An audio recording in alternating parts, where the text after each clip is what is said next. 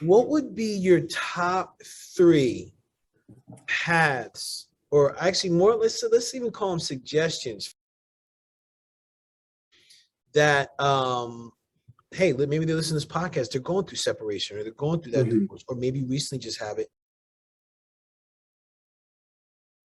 I think the first thing I would say is, if you come out of a relationship and you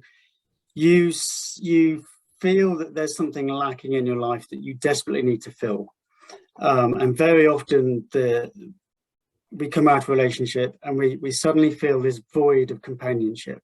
Right?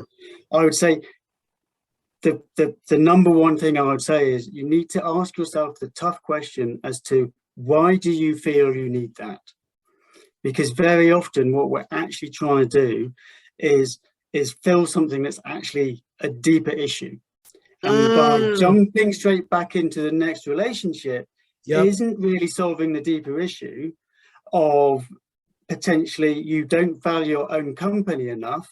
So therefore you have to sort of jump, as an example. So therefore you crave companionship so that you don't have to spend time by yourself.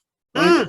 If you've asked yourself that question and that's the answer, then the next step is, okay, you've got to go and work on yourself. You've got to understand, like, and learn to love yourself and trust yourself, because and that's the tough thing to do. But what's going to happen if you don't do that and you jump straight into a next relationship? Right? You're either going to attract someone that's in the same position as you, and you're then going to get 2 broken people, trying to get validation from each other, or worse, you're going to attract someone that preys on someone who's emotionally broken and damaged. Man, I just want to pause here for a second, because this is like, man, you just took me to church. I was doing my best to be free of interrupting with amen. This is huge. And you're under the underlayer to it is huge. So I want to pause for a second. Let's make sure that the listeners are getting this. What I heard you say is like addressing, like looking at what is the lack or void that I'm experiencing, right? So I'm going to use myself as an example. When I had to ask that question, I was feeling a lack of connection. Okay. Next question you said is, when you ask that question, why do I need that? So once I did my work, which is what you're saying is going to be needed this whole phase, number 1, I recognized I needed that because I was I had fear of rejection and abandonment. So it was like, I got to be connected. And that had me do something that you said. It's like, it had me go from one dysfunctional relationship, to another dysfunctional relationship, to another dysfunctional relationship. Absolutely. Until I freaking got to the root, man. So I want to, Sebastian, I want to make sure. So for those listening, first tip from Sebastian here: address and become aware of the lack or void.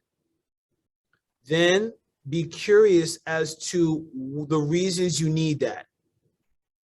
Okay, that's 1, right? Yeah. Whoa, man.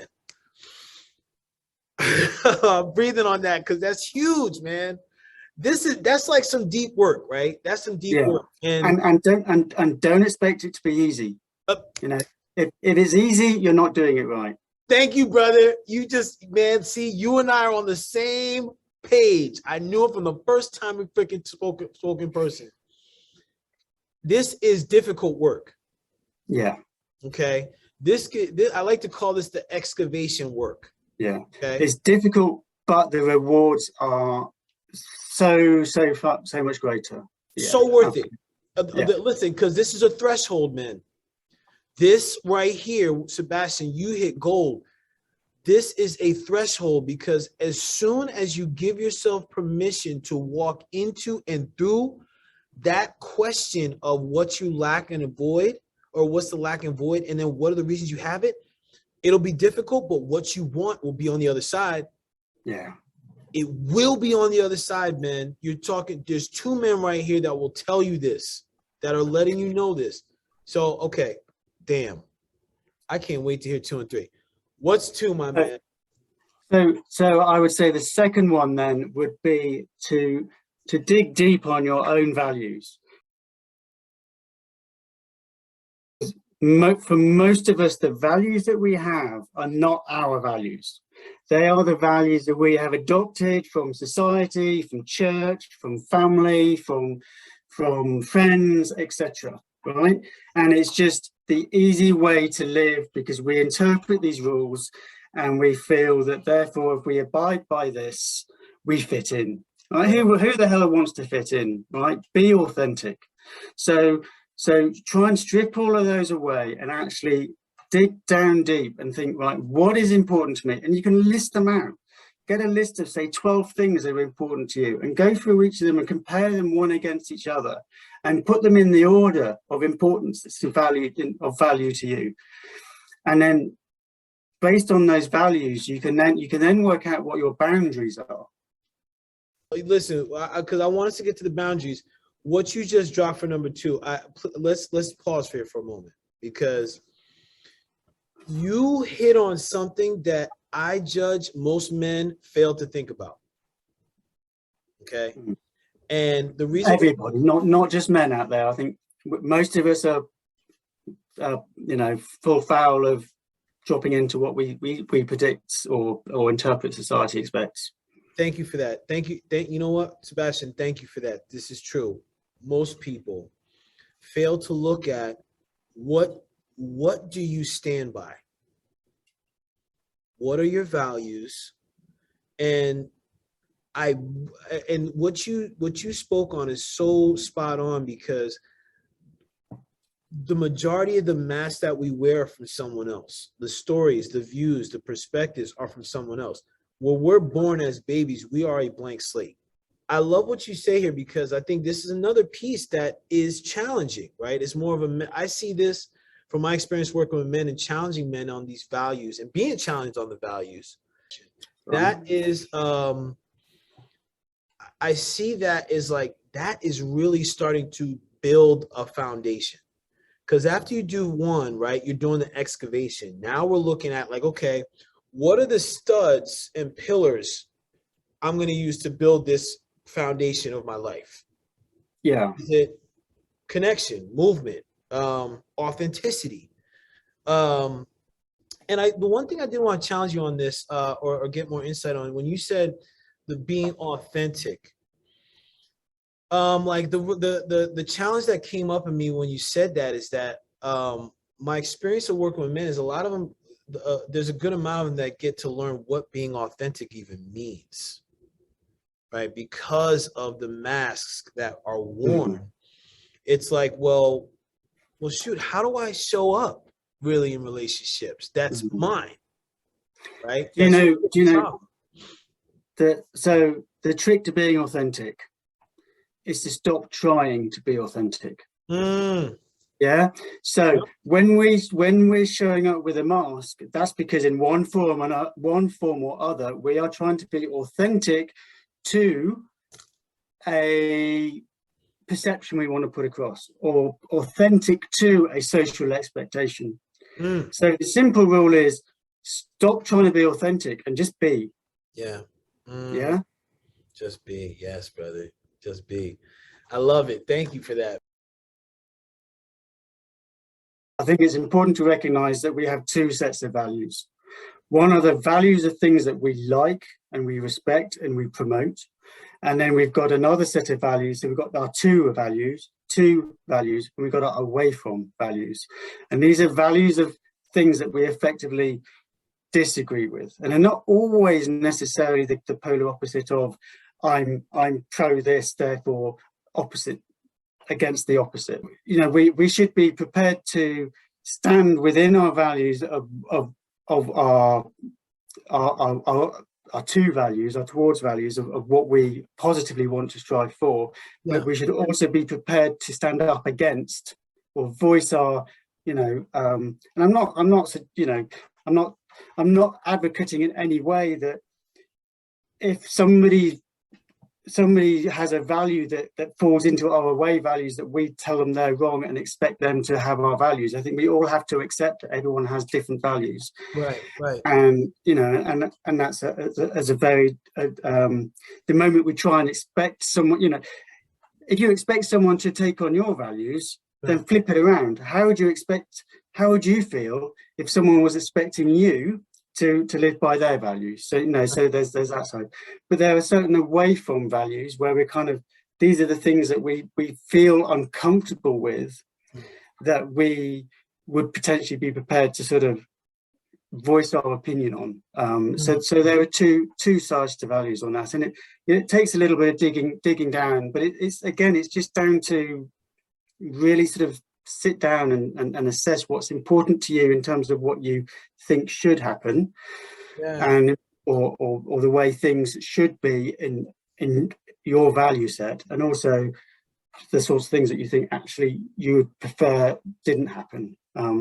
So I mean that, but we can, that's a whole, you know, we on the thing I do, we've got a whole 2 courses, a whole 2 modules on values. So there's so much work that can be done on that, and we probably don't really have time to go into massive detail on that now. But just to show that, again, it's not an easy process. It's not supposed to be an easy process, but it's that depth of understanding of yourself.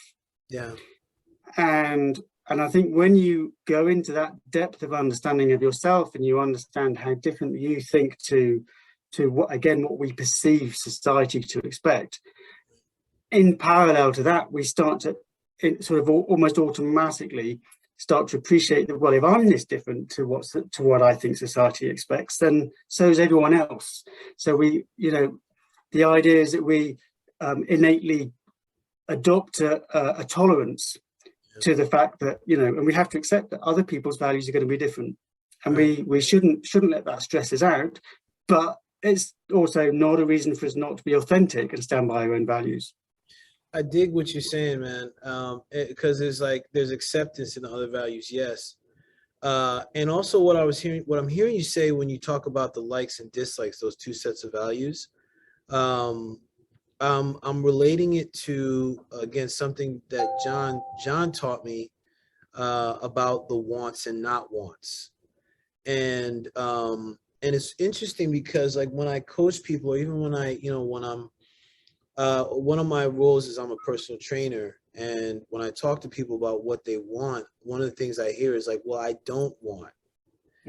And that not configuration is actually like a negative. It's like, okay, I don't want to eat sugary sweets. Your brain is really like, okay, you want to eat sugary sweets.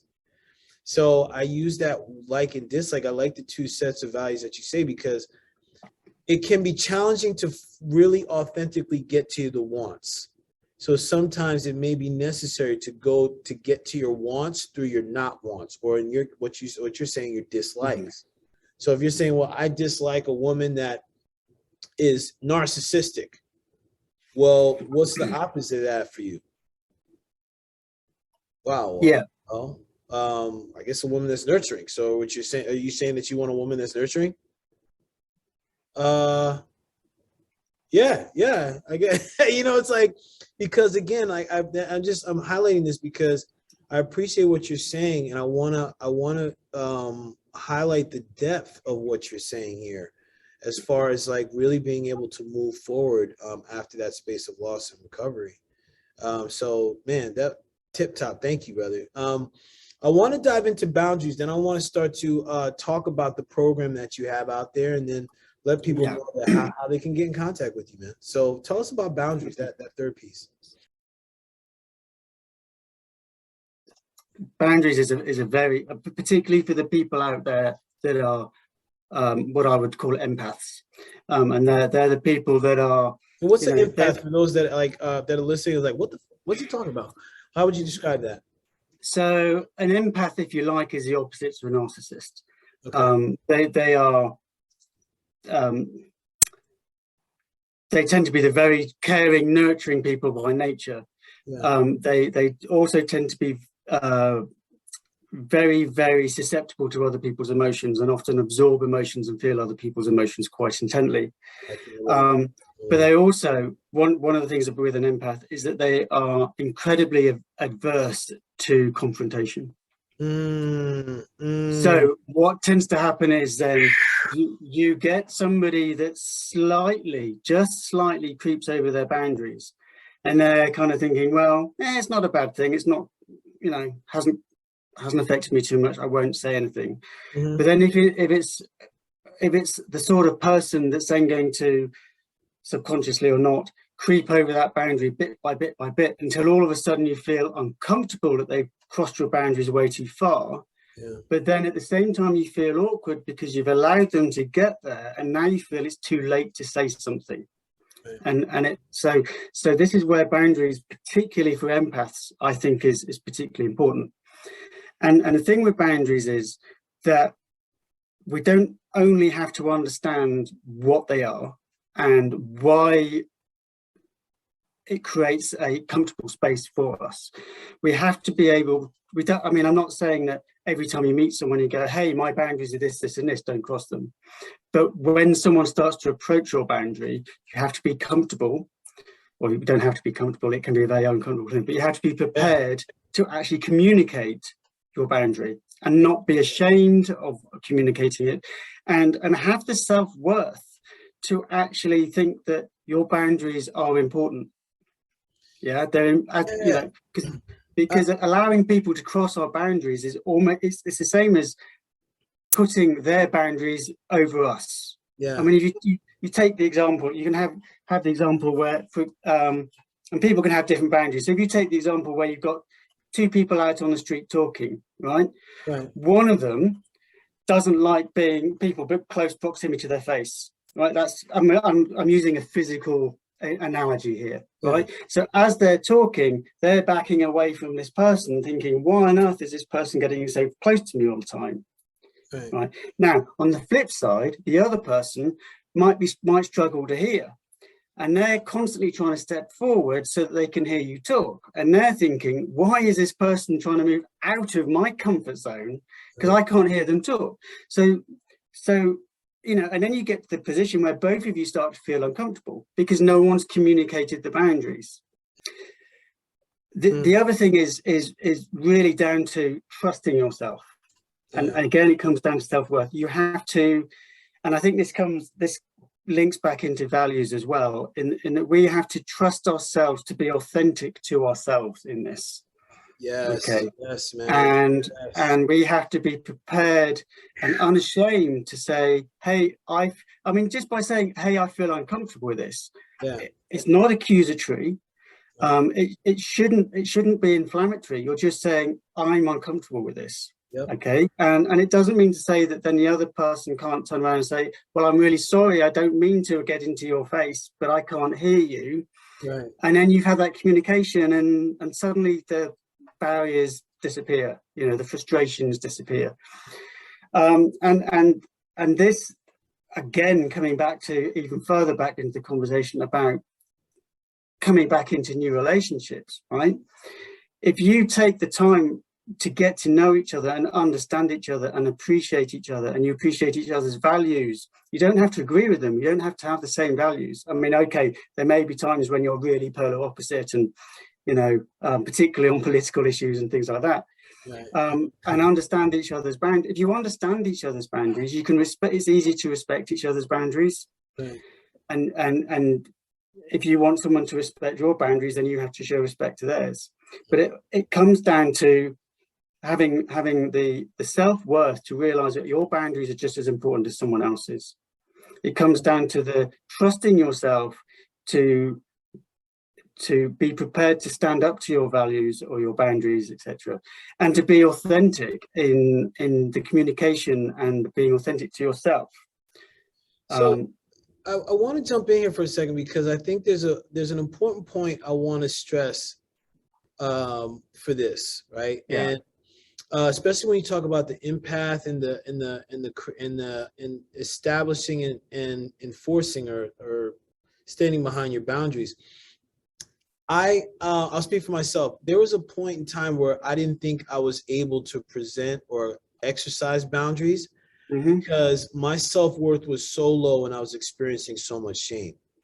I was experiencing like I fucked up, like I left my kid, I left this, like I didn't think I had a boundary to enforce. And I saw that impact me in family court, right? Where it's like, you know, it's just like, well, I did mess up. There was this underlying belief system in me that was like, well, I messed up. So I guess it makes sense that I'm not seeing my kid. Or I guess it makes sense that I'm being punished. And I want to encourage anyone that's going through this, right? Like this is for men, and you know, and there's women, if there's women listening, it's whenever you're experiencing that separation or divorce, like again, I love what you said about getting to know yourself, because and also getting to identify, is there guilt and shame that gets to be cleared? Because if there's guilt and shame there, it definitely presents a challenge to truly exercising boundaries and having healthy boundaries in the relationship, because those boundaries are going to help keep you healthy and sane, man. All right. So Absolutely. Yeah. it's imperative to have those and exercise them and practice them, because it may be uncomfortable. And I love what you said there, Sebastian. It could be like, hey, you know, just simply stating, I'm uncomfortable with this. I'm uncomfortable. So I wanted to highlight that. Thank you, man. So what we're hearing is address the lack and void. Address what do you get from that? Then after you do that, dig deep on your values and establish like what it is that you stand for. And what does it mean? Like what is like in listing, one of the suggestions I heard you say, like listing what's important to you, then prioritizing that. That's a process, man. So if you're thinking like, hey, I'm going to do this in one setting, listen, great. Thank you for being ambitious and get support. Like you got Sebastian, he's about to give his details. You got me, there's men's groups out there. There's support out there. And the other thing to appreciate in this as well is that as we go through life, our values will change. Yes. So it's worth doing this exercise periodically through your life. Yeah. Yeah, that's true. I did hear you say that, like ideally 6 months, like every 6 months, ideally, maybe it's a quarter, like checking in with yourself. Cause that I hear is a big check-in. And then the third one is boundaries. And then trusting yourself to exercise boundaries so you can be yourself and take care of yourself in those spaces where you may be dealing with a sticky and uncomfortable situation. Taking care of self, learn to trust self, know self, to know what your boundaries can and will look like. And there's one more thing I'd love to jump in with here as well. Please do. Bonus. I think is particularly pertinent for people coming out of a tough divorce. Yeah. And that is, we talked about victimhood and feeling a victim. And I think it's all very easy for us when we're facing these challenges in life to justify why we're in the state we're in, why we're reacting the way we are, why we're having the emotions we're having, and blaming it on other people. And if we stay in that situation, if we continue with this notion of blame, we're never going to grow and move forwards. And the best way to reframe this, the best way to sort of change our mindset on this, is instead of looking at the person that you feel is responsible for most of your anguish and your grievance, instead of looking at them as in a position of blame, is to try and flip it around and look and try and understand their position from a point of compassion. And the way to really do this is to first of all accept that my life is my life, right? I am so busy, as an example. I mean, I'm not now, but you know, this is how I was thinking when I came out of my relationship.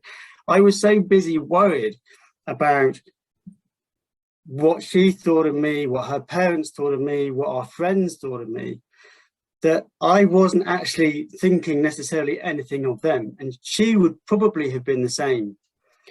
And what that demonstrates is that we are all stars of our own movies, right? And we're only bit parts and extras in others. Okay, so and then if you sort of focus it on, we're having a struggle, right? But so are they. And when what they do and what they say is is coming from a place of where they're at, sort of consciously and emotionally, etc., in the same way that, as I mentioned earlier, that we do the same. So instead of seeing it as they've done or said or something intentionally to hurt me, we accept that they've done or said something from a position of their own struggle, their own hurt, their own emotional state. And that because of that state that they're in, they have limitations into how they're going to act. That then takes the focus away from them being vindictive towards us, and it makes us more compassionate about, well, they're coming from that position because of their limitations, because of their emotional state and the circumstances they're in. And as soon as you can look at things from that angle, it shifts away a huge amount of the stress and allows you to then grow and learn and move out of that space. Yeah, I love what you're saying there. The one thing that's that the one resistance I'm experiencing as you say that is really I think the other things you express first need to get to be in place before that comes. That empathy, because the only reason I say that is because if a man, and I'll speak for myself and like the work how I've worked with men, is if the man fails to know self and can have empathy and compassion for self, it's extremely difficult, or can be challenging, for that man to have any kind of empathy for someone else, especially in those divorce separation situations. Because like I for me, this has been a journey for me, is being able to really have compassion for my former wife or the mother of my children. And it's like, shit, for me to do that, it took me years to be able to have that compassion for myself. Yeah. You know what I mean? And building that compassion for yourself is exactly the same thing. As I mentioned earlier, it's accepting the emotional state that you were in, or it's accepting that the actions that you're doing or the actions that you've done, instead of coming from a place of judgment towards yourself, is coming from a place of acceptance that you were in a specific scenario where you had specific emotional state and so forth, because of the surroundings and the actions that were going on. And yes, you're right, that then leads to self-compassion. And then once we've got to that point, then that opens us up to being able to be compassionate more externally. And again, I'm not saying it's an easy thing to do. Right. And we are human, right? So we are going to react, and that is fine. But as we move forward in this, it's recognizing ourselves reacting, and recognizing that we have a choice of, to think about that and readdress it and say, am I going to proceed down this route, or do I want to change how I'm going to respond to this particular stimuli that's coming my way? And that is the growth. And we'll never be perfect. We're human, right? So we mustn't judge ourselves and beat ourselves up for not getting it right on the first day. Right. But we get better with time as it goes by. Bless I mean, man, even the meditation gurus will have a bad day, right? Of course. So human condition, man. Absolutely. Ride the waves, baby. Ride the waves. Everything is temporary, right? Man, listen, Sebastian, this has been freaking tip top, brother. And I could tell already I want to have you back on again to really go through your program. As we wrap up, if you could share with the folks like what you got going on as far as programs, offerings, and then how they can get in contact with you after this podcast. I run a 6-month program that's called Elite Mentorship Forum. The main reason it's 6 months is because there's a lot of content in there, a lot of very deep, valuable content, and a lot of tools, and there's a lot of building positive habits. And the important thing to know about building positive habits is one, we have to unprogram the negative habits we have, but for conscious actions to become habits, i.e. unconscious actions and unconscious reactions, it takes time for them to be embedded. So that's why we extend it to 6 months. You can find details out of my website, which is sebastianattewell.com, or you can join my Facebook group, which is Divorce and separation. Divorce and Separation Recovery Group. Yeah. Those are the best two routes to find me. Check this program out, especially if this is talking about reconditioning patterns, because there's a collective warfare on how we show up, in my judgment, and we can rewire and address this, especially when there's support teams like you have and what Sebastian's doing. Sebastian, any words, any last words or thoughts you want to provide with the audience that maybe either you want to stress from something you said before, or you want to bring something new into to share with the goody good, share the folks? We need to hold a space for each other. That is the number one thing. Yeah. And then the second thing is be prepared to ask the tough questions, both to yourself and to other people. Holding each other in what I refer to as empathetic conformity. In other words, you listen to what someone's saying. You don't ask for the other elements of the story they're not telling, and you go and go, yeah, there, oh, poor you. That doesn't help anyone. That holds them to the story. That holds them to their current situation. Challenge is difficult, but challenge is good.